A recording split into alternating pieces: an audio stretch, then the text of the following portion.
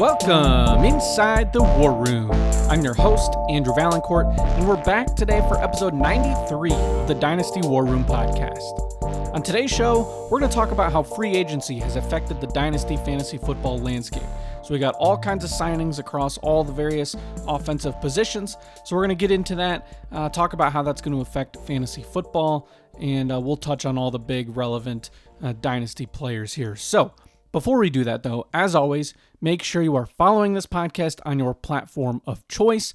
We're on everything out there, so Spotify, Apple, YouTube, you name it, we're there. Go make sure you are following this show so you don't miss any future episodes.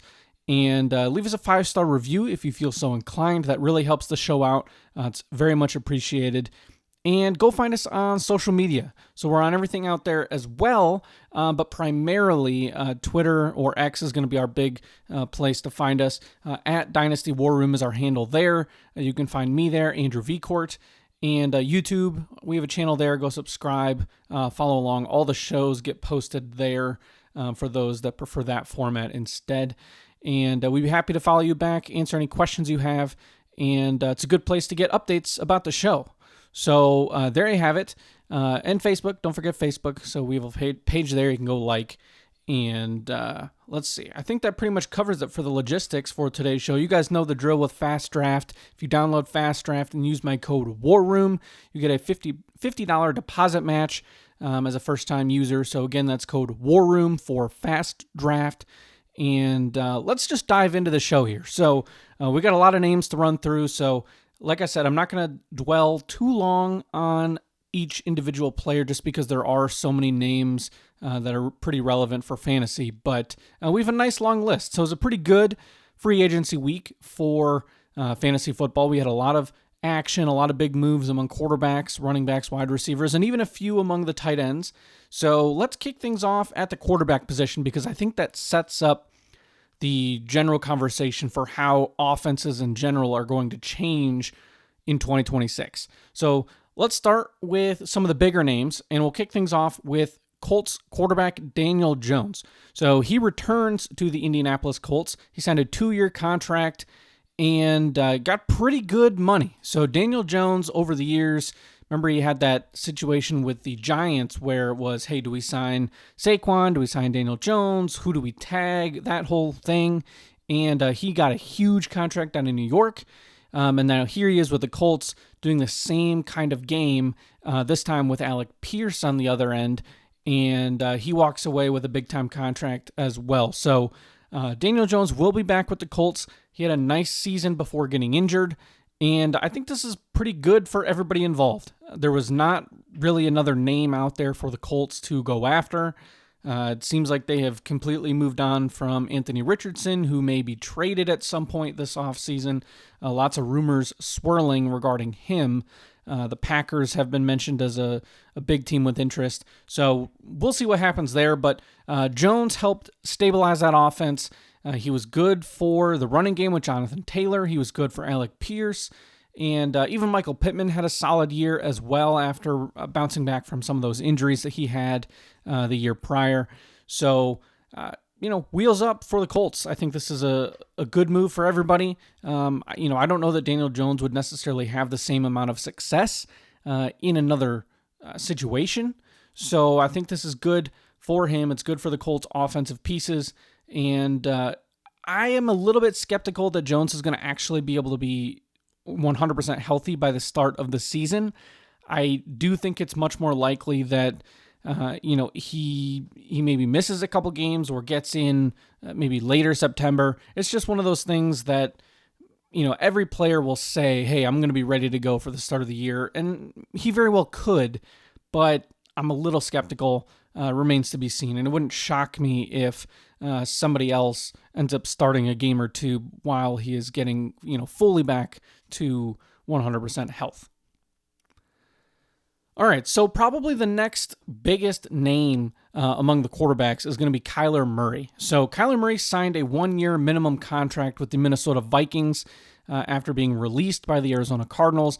No team was able or willing to pick up his pretty massive contract So it makes a lot of sense. Arizona's looking to move on, restart. They'll probably be drafting a rookie in the 2027 class. And, they were ready to move on from Kyler Murray. So we can debate whether or not that was really a smart move from the Cardinals for this year, given that they are not signing any other quarterbacks. They're actually going to be sticking with Jacoby Brissett. They signed Gardner Minshew. So we'll talk about that in a minute as well. But Kyler Murray, free agent, can sign essentially anywhere he wants for minimum because of the offset language in his contract. So he didn't have to worry about money. It was going to be the same no matter where he went because nobody was going to pay him more than what he was set to receive from the Cardinals. And Minnesota, hey, it's a team that he grew up rooting for. Good quarterback coach and offensive mind in Kevin O'Connell. And, there's going to be an open quarterback battle now with him and J.J. McCarthy. I have been a huge J.J. McCarthy believer on this show, but the production on the field has not matched the expectations that I had in any way, shape, or form. And even more than that, he's had a hard time staying healthy to be able to play. I actually do think that J.J. McCarthy still has a lot left in the tank. He had a winning record this past year. He played significantly better over the back half of the games that he played, but enough inconsistency, too many turnovers, can't stay healthy. It does not surprise me one bit that the Vikings are looking to a veteran quarterback to throw out there and hopefully lead to some better results on the field for a team that was, in the playoffs a year ago. So Kyler Murray, I do believe, probably is a better quarterback than J.J. McCarthy, despite his own issues on the field. But I have a hard time believing that Murray was going to sign with a team like the Vikings without the understanding that he would be the starting quarterback. So for as much as I might like McCarthy and the team took him in the first round, and I think from a football standpoint, I don't love this from the Vikings, but I at least can understand, hey, in a vacuum, you're trying to win 1 year, like right now, you're just trying to win no matter what. And Murray gives the team most likely a better chance of winning games in 2026. So Kyler Murray is going to get the first shot to play, and then he'll be a free agent. He did receive a no-tag provision in his contract, so he won't just be able to be franchise tagged next year. He's going to look for the best situation. So he should be highly motivated to play well. He's obviously going to have Justin Jefferson, Jordan Addison, Aaron Jones is back with the Vikings. So TJ Hawkinson's still under contract. So pretty good offensive situation over there in Minnesota. Obviously has to play in an extremely tough division. And from everything we have heard about Kevin O'Connell's offense is that it is a very complex one to pick up. And so that's where, McCarthy has struggled with that, it sounds like. And Murray has never been known to be someone that is going to dive into the playbook and just put in all that work outside of the facility, studying and learning the plays. So who knows? I mean, we could be in a similar situation. Or, hey, maybe another Call of Duty comes out this fall and that sets Kyler Murray back. But remains to be seen. Either way, I think the upside here is high. I've been a fan of Kyler Murray for fantasy football purposes in the past. Because he has done it. He has that rushing floor, and he's a good enough passer that as long as he's still running the ball, he can give you a top 10 fantasy football season at the position. It just remains to be seen whether he can, A, come back fully healthy, understand the playbook, and then if he's going to be willing to run or not as he leads into, his final year under contract. So we'll see what happens, but Kyler Murray is who I would expect to be the starter in Minnesota. J.J. McCarthy going to be the backup. I don't think he's going to be traded. I think he's going to be just the number 2 there in Minnesota for this year. And then depending how things go, the team will have to make a decision as to whether or not they're going to try him out for one more season, or if they'll either re-sign Murray or draft somebody new next year. So McCarthy is someone that I think if you drafted him in the first round of your Superflex rookie drafts a couple years ago, you're probably just stuck holding on to him. I don't think that you're going to get very much in a trade. And even if you could get a second round pick in this year's draft class, I don't think the draft class is exciting enough to where I'd be looking to move him for a second. Now, if you can get a future first or something like that, I think that's a different conversation. I think that's probably a move that I would make if you can get a 27 or 28 first-round pick. But I don't know too many people that are going to be very excited to move on from a high-level pick for somebody that has no guarantee of being a starter. So I think you're probably just stuck holding on unless you want to sell for pennies on the dollar. So, that's what I would do, is probably just hold and hope for the best.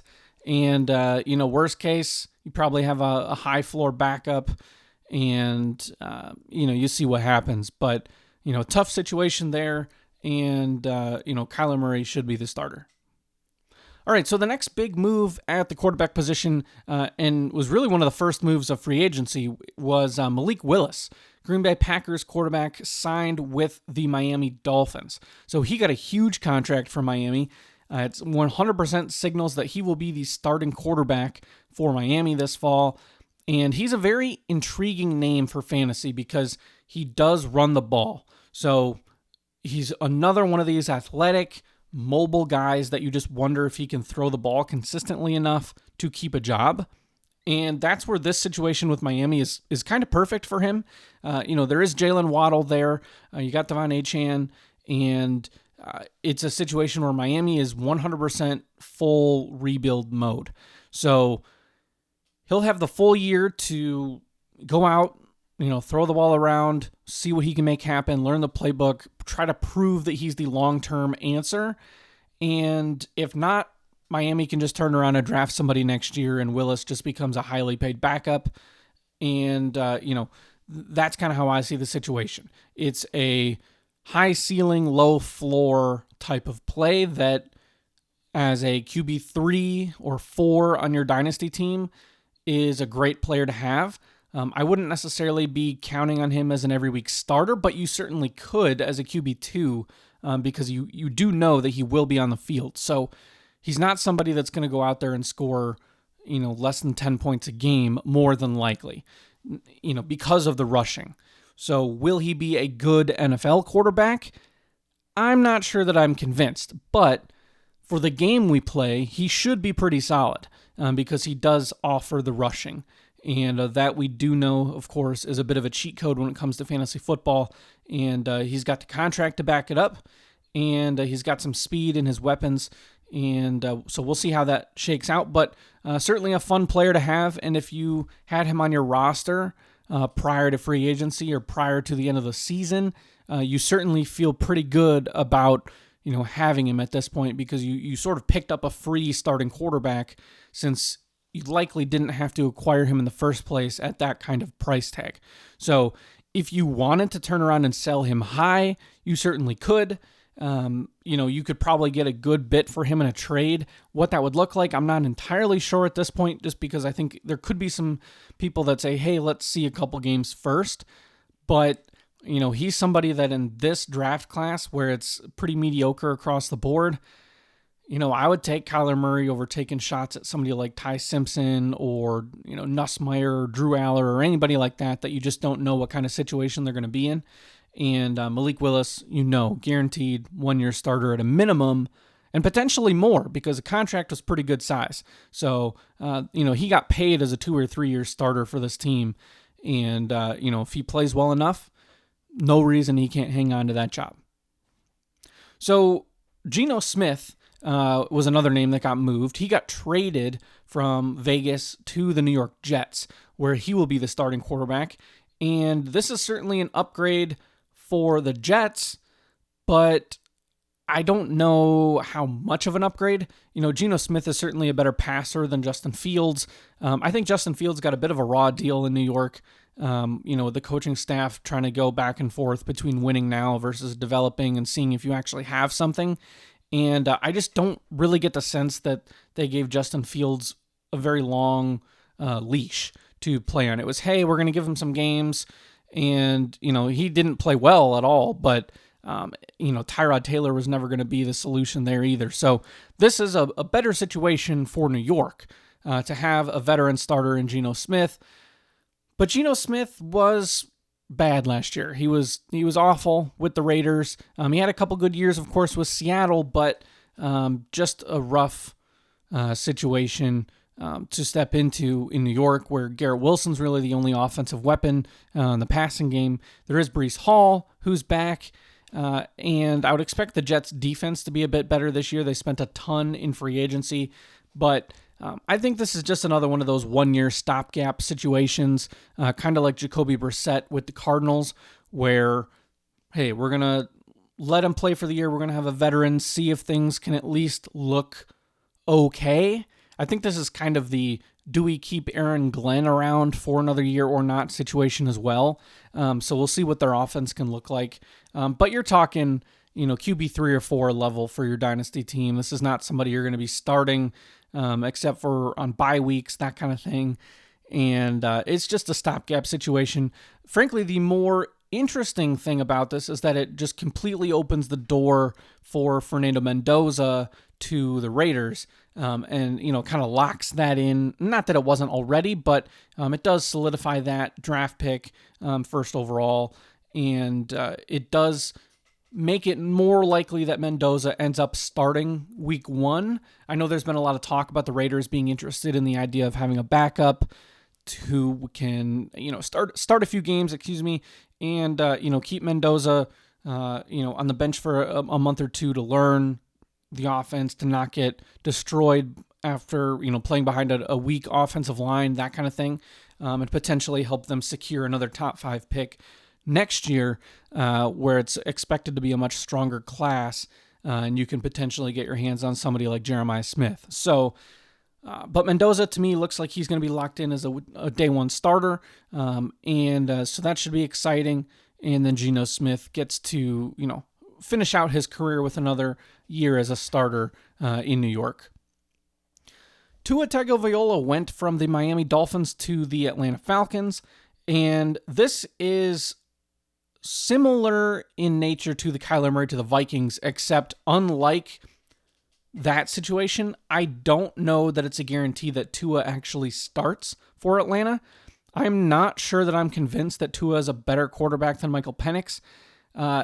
Could he be? Absolutely. I mean, he's had some really great years in the NFL before, so it's not impossible. I think injuries actually are playing a bigger role in this situation here. So if Tua does start, I think it will be more so because Michael Penix is injured than it is because Tua is a better player. So, similar, in the fact that they're both left-handed, that's pretty unique. Does not happen very often to have 2 lefties on at quarterback on a team. So, it's interesting, but I'm not that excited about it either. I think it's something, again, where, you're just lucky if you can get another year of, starting level production, and some value from him. It's a situation where, again, if you wanted to try to move on, I think that's certainly something you could do. Although, if Tua does happen to play well, he could certainly parlay that into another contract with the team. So it's a tough situation to monitor. I would probably be holding Tua, just like I would be holding J.J. McCarthy, Kyler Murray, and Michael Penix. I just don't think it's a really great situation to be, making moves on, because there's so much that is unpredictable. Now, if you really feel a strong conviction one way or the other about, hey, this player is going to start, this player is going to play really well, then, hey, go out and get him. These players are going to be acquirable, but I wouldn't necessarily just sell any of these players for dirt cheap, just because of the confusion, because there's all, 1-year situations, new coaching staffs, new management, etc. And, with the injury history for Tua as well, it's certainly no guarantee that he stays healthy. All right, so a couple other quick notes before we move on to the running backs. The Pittsburgh Steelers certainly look to be eyeing Aaron Rodgers again as their quarterback, although at least at the time of this recording on Sunday afternoon, March 15th, no signing has been made yet. I would certainly think that will be the case eventually. Steelers, they did not go after any of these other quarterbacks. It seems like everything is lining up to be Aaron Rodgers again. We talked about the Cardinals sticking with Jacoby Brissett with their Gardner Minshew backup signing.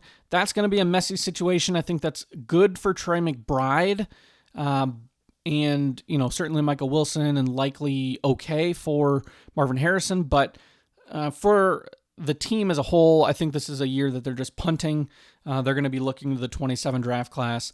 And then the Cleveland Browns, looking like they are sticking with Deshaun Watson and Shedeur Sanders. Will not surprise me one bit if Deshaun Watson is the starter in 2026. But either way, it doesn't look like it'll be anybody new before that 2027 draft for Cleveland.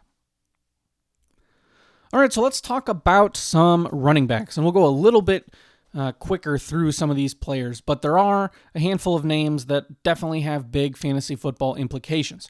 So let's start with Kenneth Walker out of Michigan State, who left the Super Bowl champion Seattle Seahawks to go to the Kansas City Chiefs, where he got paid very, very well. So he gets the contract he's looking for. He solidifies himself as the number one back on that team. There's not going to be any competition here. This is not a Zach Charbonnet situation where there's going to be some number two running back that steals half of his work. This is going to be Ken Walker all the way and into what should be a pretty good offense.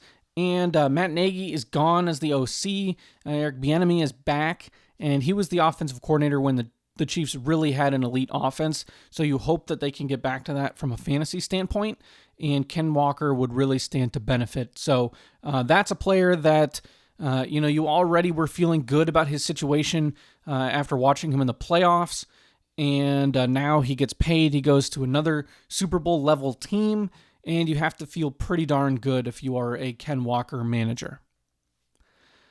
Another player that you probably feel pretty solid about is going to be Travis Etienne, who apparently it is not actually Etienne. He said this past week that his name is pronounced Travis Achane. So we now have Travis Achane and Devon Achane in the league at running back. And so Travis Achane signed with the New Orleans Saints, leaving the Jacksonville Jaguars. And he got a nice big contract. There's a lot of speculation now. Hey, what's going to be the situation with Alvin Kamara? But he was getting up there in age. There's some talk about whether he might be traded or retire. But nice big contract. It's a solid offense there under Kellen Moore. Tyler Shuck is the quarterback. Chris Olave. So it's a solid offense there. I think it was better than expected in 2025. Probably surprised a lot of people.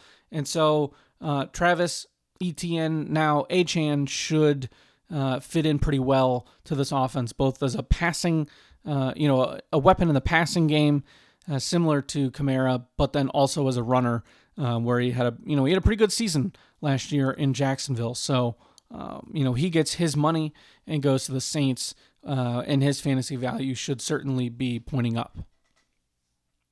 Now, one quick note though there before we move on. When I say his arrow is up, I don't want that to be interpreted as he's going to be, significantly better than he was in Jacksonville. I don't really think that's the case. He is probably going to be about the same.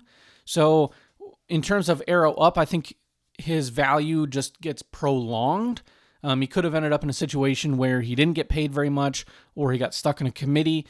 So it's more of, hey, we get more time with Travis Etienne / Achane as, a good, solid running back for fantasy football. And so I don't necessarily think he's going to outperform what he did in Jacksonville, but he should at least still be a very good fantasy football running back. Kenneth Walker, on the other hand, though, I do expect him to probably play better than he did in Seattle. So he is a true arrow up, not only for the contract and the time that we're going to get with him as a starter, but situation, I would fully expect him to have a better fantasy football season next year. All right, so let's move on to some of these other running backs. We'll go through these guys again a little bit quicker, and let's start with a couple veterans that re-signed with their teams after some news that they were going to be cut, or whatever the case was going to be. James Conner, Aaron Jones staying. James Conner staying with the Cardinals, Aaron Jones staying with the Vikings. They both have been around a long time, been productive players throughout the years in fantasy football, and they probably both will be again this fall. Aaron Jones especially, I think, is going to be underrated because, Minnesota's got Jordan Mason and him. I would expect them to maybe look to draft somebody. But again, the draft class pretty weak at running back. So, it's not going to be Jeremiah Love. So Aaron Jones is going to have some value again this year. James Conner, it'll be a bad team there in Arizona, but he should at least be featured in a committee along with Tyler Algier, who signed with the Arizona Cardinals, leaving the Falcons. And I think this is good news for both Algier and for Bijan Robinson, who now, of course, is not going to have any kind of high-level backup to steal work. But Algier has been a pretty solid running back during his time in the league. So I think he actually fits pretty well with James Conner. I think Trey Benson, you can kind of kiss that dream goodbye. He's going to be third string. I think at this point, it could be lucky if he's even still on the team. But Algier and Conner, and it wouldn't even shock me if they still draft another person to add to this group. I would not at this point, given that they don't have quarterback figured out. I would just let Algier and James Conner, handle all the work. But we'll see what happens there, but still should be a solid committee there with Algier and Conner. A few other running backs that stayed with their teams. Breece Hall staying with the Jets on the franchise tag. Javonte Williams staying with the Cowboys on a nice big contract. And then J.K. Dobbins staying with the Broncos. He re-signed in free agency. So I think all three of these running backs will be valuable for fantasy this year. Breece Hall certainly is going to get all the work in New York, and possibility that he hits the market next year after playing out the year on a franchise tag. Javonte Williams, it's wheels up for Javonte Williams. I mean, he got a nice contract. He performed well last year. He's still relatively young, and it's a good offense in Dallas. So Javonte Williams, somebody that I would be excited about. You're not going to have to pay, elite level assets to acquire him, but I would certainly be more interested in somebody like Javonte Williams than I would a Jadarian Price or Jonah Coleman that might be going, at the 1-2 turn in rookie drafts this year. So Javonte Williams, definitely excited about his situation. And then J.K. Dobbins, I think is going to be in line for at least, a solid committee role with Denver.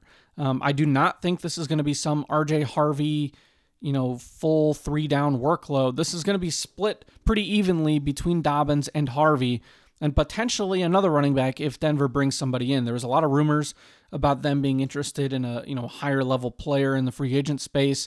It was rumored that they were involved in the David Montgomery trade before he got moved. So we'll see what happens, but I would expect Dobbins to be getting a pretty good amount of work there this year in Denver. Now, we mentioned David Montgomery. He got traded from the Detroit Lions to the Houston Texans. He then got a fresh contract, so 2 years there with Houston, and he's going to be, the 1A in the committee with Woody Marks. I still expect Marks to get some passing work and certainly be mixed in. This is not going to be 100% David Montgomery, but he is going to be the goal line guy. He's going to be the first and second down type of player. He's going to get the majority of the work, and I expect him to be solid. It's really more a matter of the Houston offensive line, and will they be able to hold up enough to both create holes for Montgomery and keep CJ Stroud alive. So in terms of production, his raw stats, his volume should be much better than he was last year, but I would expect his efficiency to come down given that the weapons and the O-line and whatnot are not going to be the same around him as they were in Detroit. Now, replacing David Montgomery is Isaiah Pacheco. So he goes from the Chiefs to the Lions, signs I think it was essentially exactly a minimum level contract. So not very much. Signals that he is going to be just a low level backup number 2 running back. He'll get a few carries each game and to spell Jahmyr Gibbs, but this is going to be all Jahmyr Gibbs all the time for the most part. So he's going to be locked and loaded. He should be a top 2 or 3 pick in redraft leagues. In fact, I think a pretty good case for Jahmyr Gibbs to be the number 1 pick in a redraft league. It's probably between him and Bijan, and both of them, losing their high-level backup running backs between Montgomery and Algier. So, great situation for both of those guys.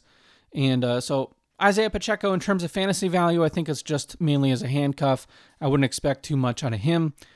A couple other guys that are new situations. Rico Dowdle went to the Pittsburgh Steelers. He is going to fill the Kenneth Gainwell situation where he certainly is going to get a solid amount of work, but I would expect it to be pretty 50-50 between him and Jaylen Warren.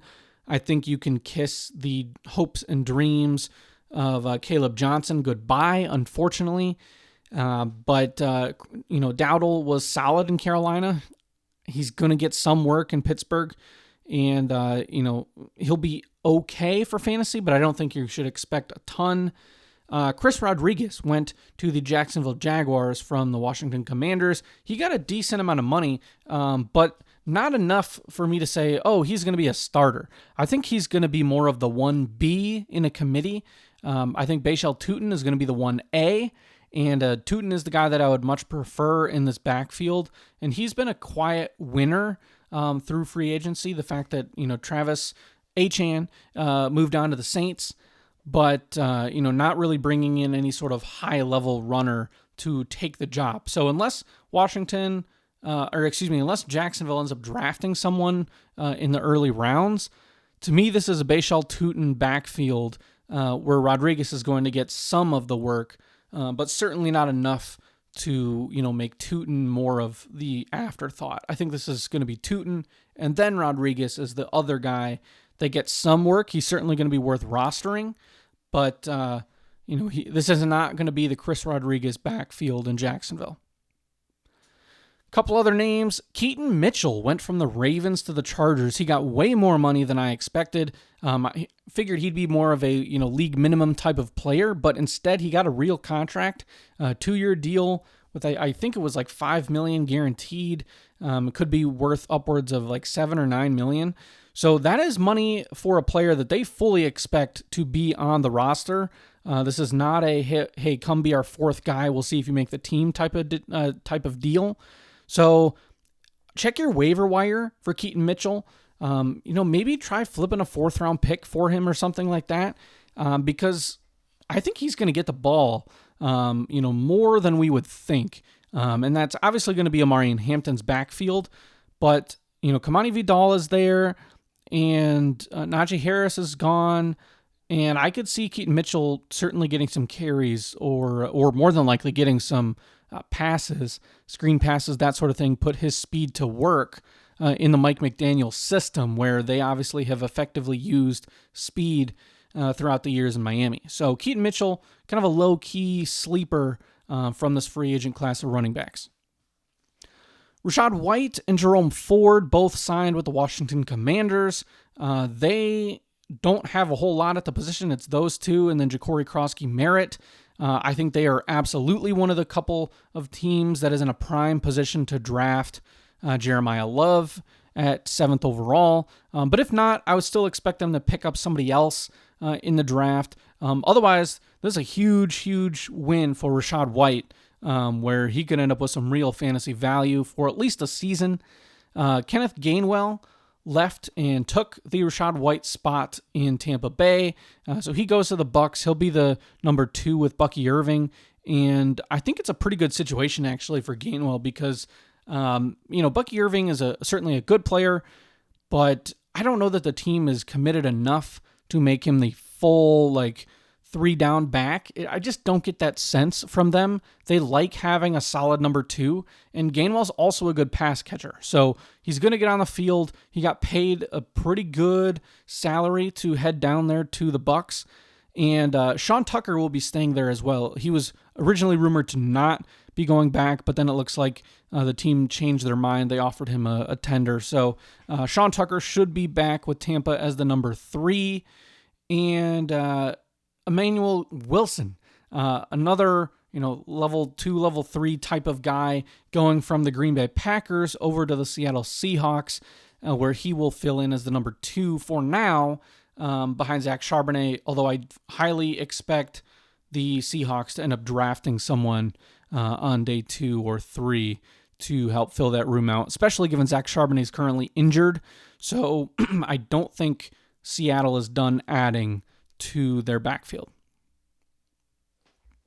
All right, let's move on over to the wide receivers, a much shorter list at the wide receiver and tight end positions. But we do have some big names that traded positions. I shouldn't say traded positions. They were traded by their teams to a new position or a new spot with the team. DJ Moore, the biggest name among the group, and he got traded from the Bears to the Buffalo Bills. And this is one of those rare situations where I think it's a true win-win for everybody involved. Chicago did well in the trade with the draft capital. They got a second-round pick back. And then Buffalo, you get a guy that highly talented. He's a route runner. He gets open. He's got good speed, agility, whatnot. I wouldn't say he's a burner, but he has been a high-level wide receiver for a long time in the league. He's still only 28, although he will be 29, I believe, at some point during the season. And Buffalo needed a true number one wideout. So could they have gone after Mike Evans or somebody more like A.J. Brown? Sure. But Buffalo has had success with more of these route runner separation type receivers. You look at Stephon Diggs, you look at Khalil Shakir, guys that have the ability to get open for Josh Allen, who is mobile enough to create time and space in the pocket. So DJ Moore fits that type of mold to me. I think he should be in line for a huge bump in production from last year. And I think he's probably being pretty underrated in the trade market right now because there was still so much of a hangover of, there's Rome Odunze, there's Luther Burden, Colson Loveland. Like, where does DJ Moore fit in Chicago? But he showed that, he had some of those huge moments against the Packers and very hot and cold this past year. But I think that was more so due to the fact that there was so much competition in Chicago. Now, DJ Moore is competing with Khalil Shakir, Keon Coleman, and that's about it. I mean, from a wide receiver standpoint there, it's, slim pickings. Keon Coleman looks like a bust. Shakir, while certainly a solid receiver, a good player, he's never really been a number one. He's always been more of a number two, number three type of guy. One of those safety blankets for a QB. DJ Moore, I think, has the potential to be more of that true Stephon Diggs level number one. And, how long it'll last, given his age, it's hard to say. But I don't know that I would necessarily be looking to move on from him unless you really get a haul. If you can get a 27 first, future draft capital, I'm not looking to move him for anybody in this draft class unless you get an offer you can't refuse for one of those top picks.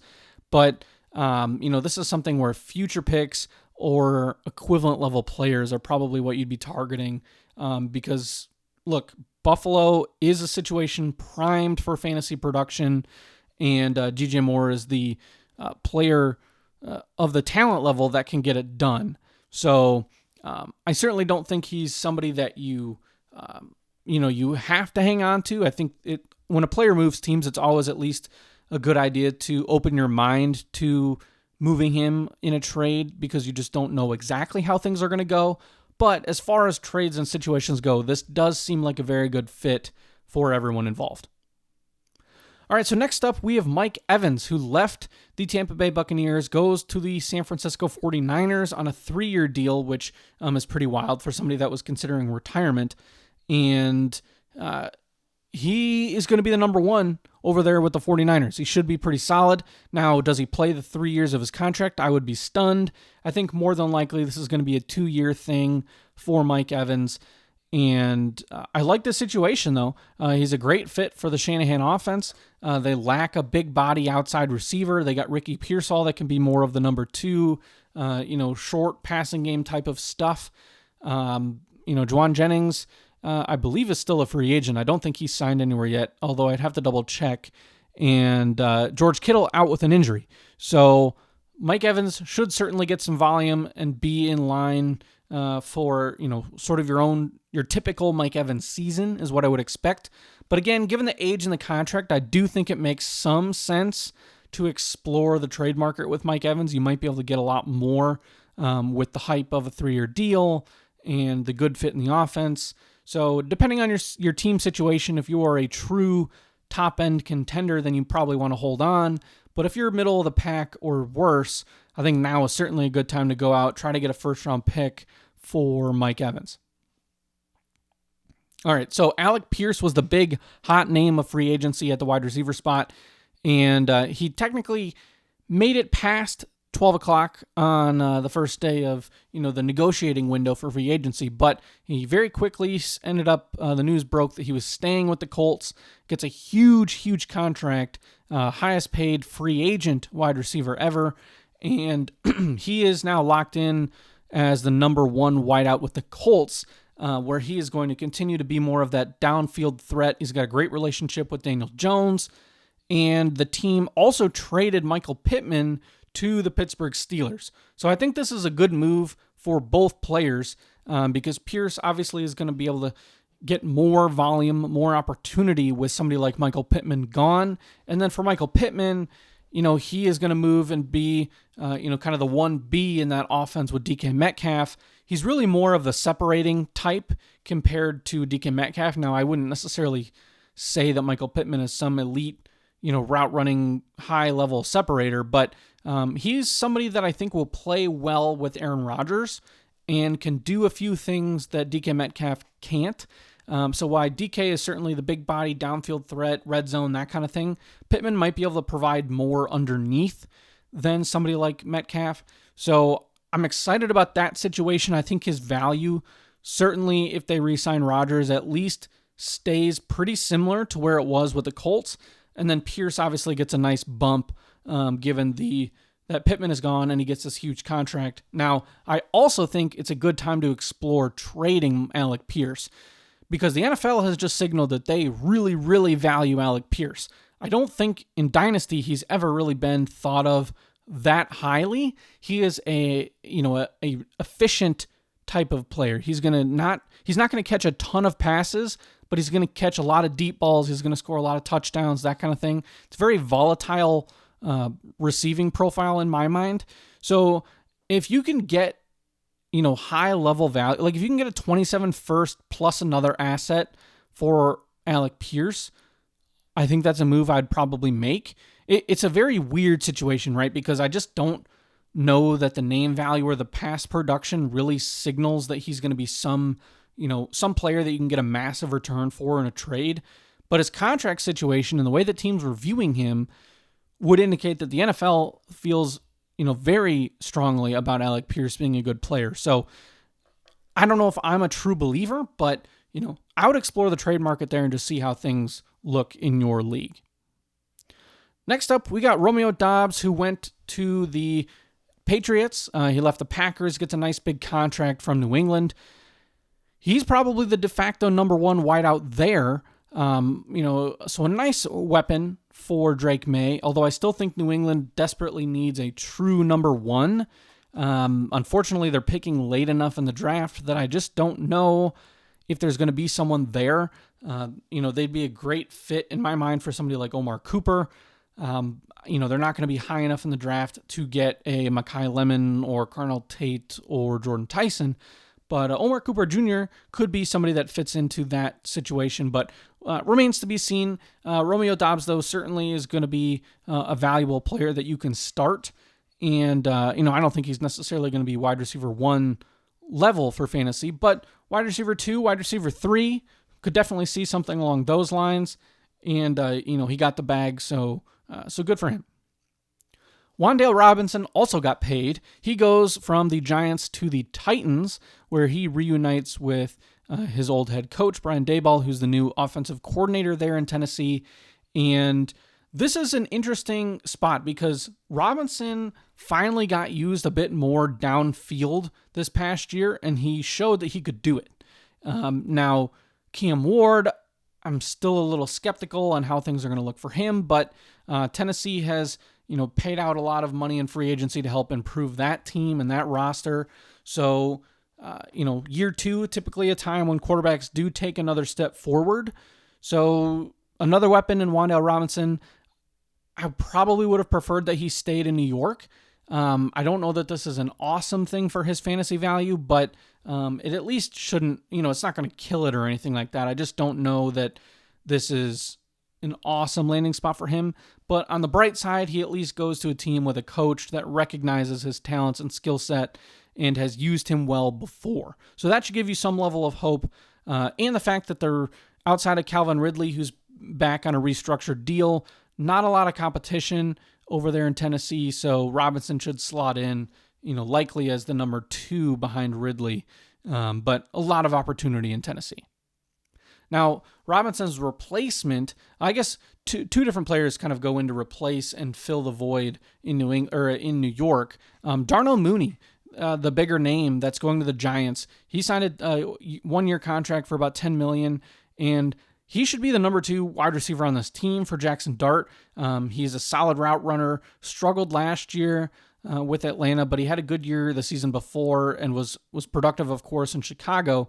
So I think this should be a solid place, and he certainly can capture a lot of the Wan'Dale Robinson production, which would be a huge bounce back for Mooney. Now, there's also Calvin Austin coming over from Pittsburgh. He can be more of that gadgety speed type of guy, shorter routes underneath, that kind of thing. So it's not going to just be one player gets everything. And then Malik Neighbors, of course, at some point will be back from injury and will take over the lion's share of the targets. But for now, Mooney to the Giants as the number 2, I think is a sneaky good fit here in free agency. Now, a move that I wasn't a big fan of, Jalen Naylor signed with the Vegas Raiders for a multi-year contract, lots of money. I don't understand it. He was an okay number 3 in Minnesota, but was never anything special. I just don't see it. I think it's a massive overpay by the Raiders. Now, they certainly need receiver depth, and this probably signals that they missed out on other top targets, and so they had to go find someone else to spend money on.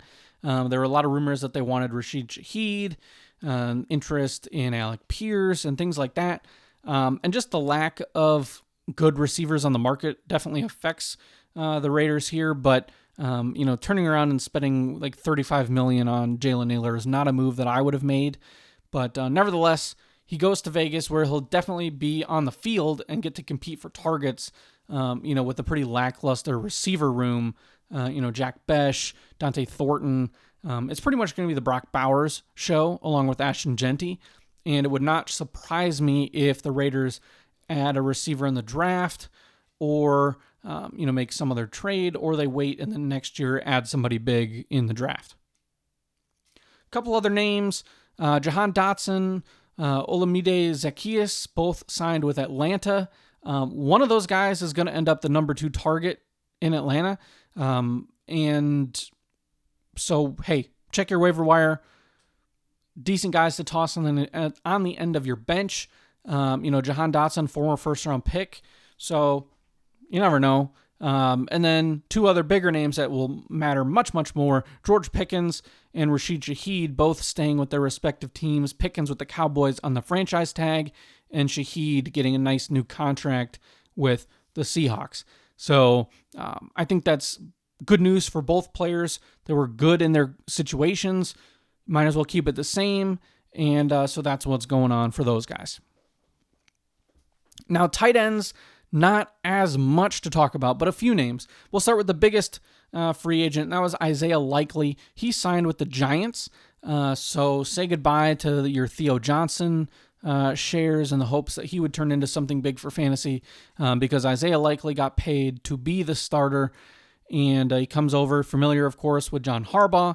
And, this team is clearly looking to add weapons on offense. So they got their quarterback in Dart. Neighbors struggling with the injuries, so we'll see what happens there. But Isaiah Likely, a big tight end improvement, and somebody that certainly should get the majority of the work and be a nice pass-catching option for the Giants. Kyle Pitts, he's staying with the Atlanta Falcons on the franchise tag. I think that's good news for him, good news for Atlanta. We finally saw some good production out of him last year. Really the first year he was, relevant for fantasy outside of his rookie season. And, so we'll see what happens moving forward if he gets a new deal, if he just plays the 1 year on the tag. But Kyle Pitts was an important part of that offense and should be the number 2 target behind Drake London in the passing game. Travis Kelce, coming back, playing one more year with the Chiefs. He signed a 1-year deal. He was already a bit on the decline last year. I would probably expect that to continue, although the OC change still intrigues me for Kansas City, so I wouldn't say that, Travis Kelce is somebody that is washed, he's done. I think he can give you decent production for a low-level cost in Dynasty this year. So Travis Kelce, again, 1-year contract to stay with Kansas City.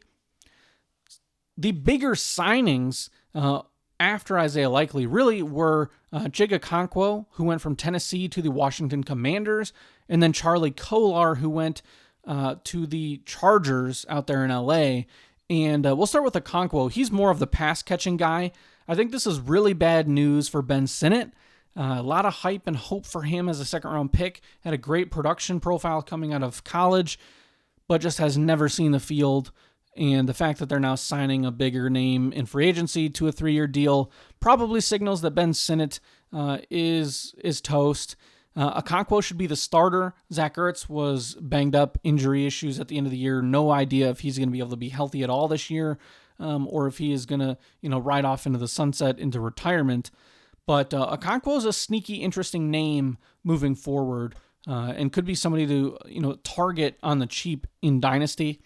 Kolar, I think, is a bigger name here because of the money and the fear that it's going to interfere with Gadsden. But Charlie Kolar is much more of a blocking tight end. He's a very good blocking tight end. And sure, he can catch the ball a little bit, but, he never really interfered with Isaiah Likely or Mark Andrews.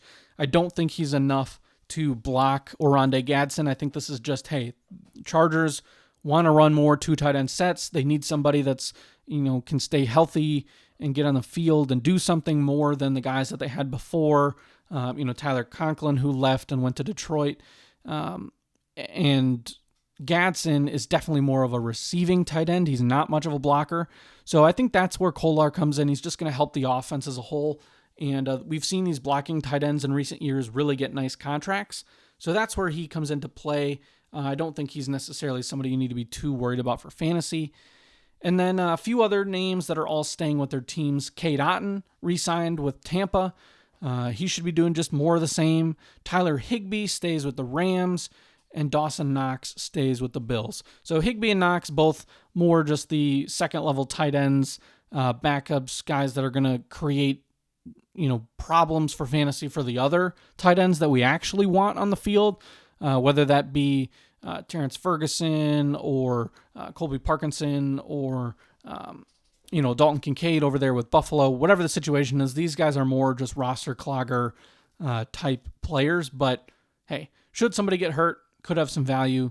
If you want to toss one on the end of your bench, totally fine, especially Knox. But nothing too exciting there.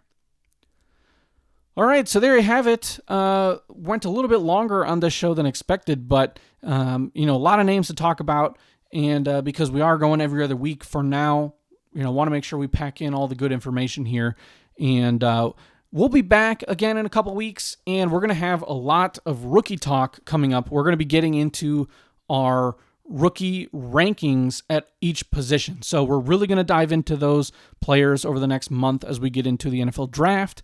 And, so definitely stay tuned for those. And then as we have done the past few years, my expectation is to have a big rookie ranking, final ranking show the Sunday, right after the NFL draft. We'll have things out right away. That way you can be ready to go for your rookie drafts. So there you have it. Thanks so much for tuning in. This has been the Dynasty War Room Podcast, and I'm your host, Andrew Valancourt, and we will talk to you all in the next episode.